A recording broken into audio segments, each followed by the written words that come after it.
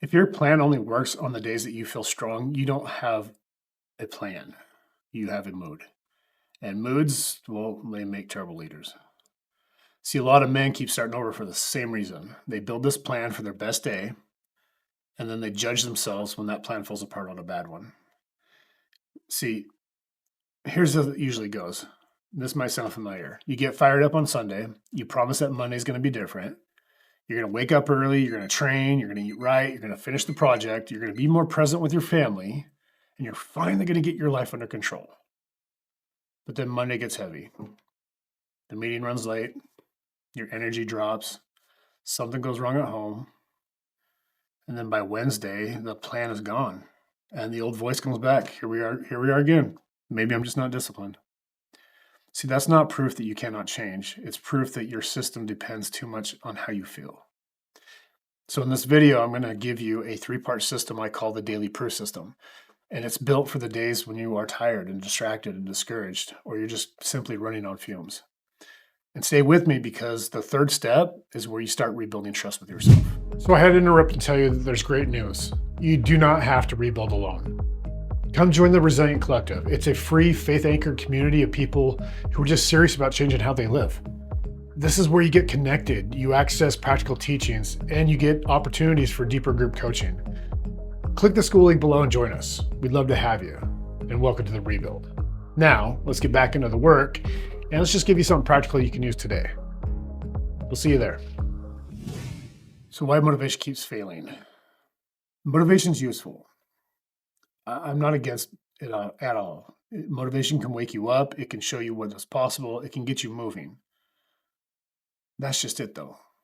Motivation gets you moving. Implementation, though, that keeps you moving. And then on the back end, resilience brings you back when life knocks you off course. Good plan of action to have. Most people don't have an information problem, though. They already know that moving their body is good for them. You know the phone is stealing time. You know the conversation needs to happen. You know the application needs to be submitted. Whatever it is, you know the next step. The problem is that you keep asking your emotions for the permission. Do I feel ready? Do I feel confident? Do I have enough energy? Is this the perfect time? And while you're waiting for the answer to change, another day's going to disappear. I've learned this the expensive way. Rebuilding my life did not happen in one dramatic moment. It happened through these small decisions that did not look impressive at all. I had to learn to keep one honest promise on the hard days and not make these 10 emotional promises on the easy ones. Your life changes when your standards stop depending on your mood, plain and simple. So here's the system. 3 parts: identity, floor, and evidence. We're going to work through these here. The first is name the man that you are rebuilding. And this works for women too. So if you're listening to this and you're not a man, trust me, these principles work for everybody. So name the person that you're rebuilding, not the result that you want, but the person that you're becoming.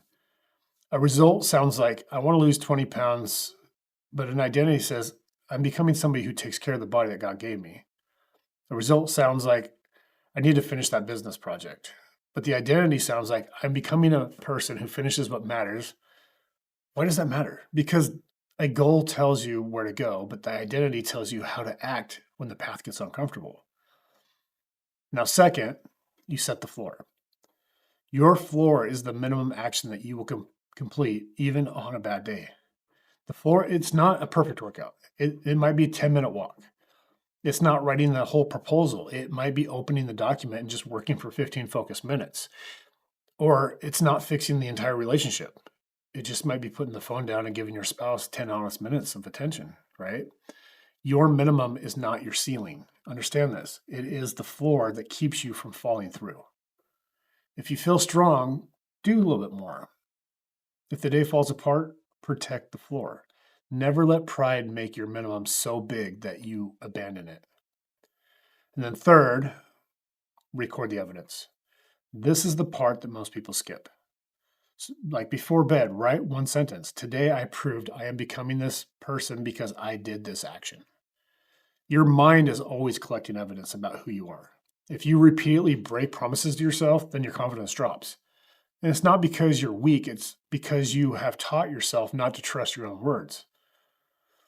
The way back is not a bigger speech. It is proof. One kept promise, then another, and then another.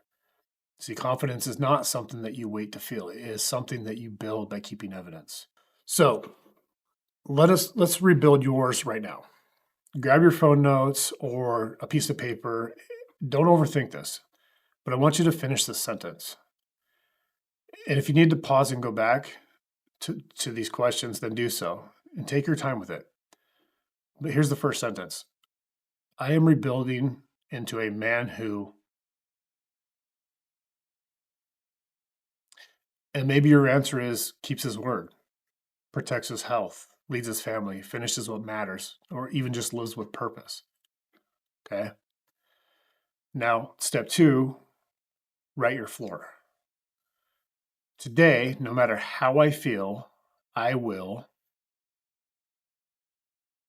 and make it clear. Make it small, make it measurable.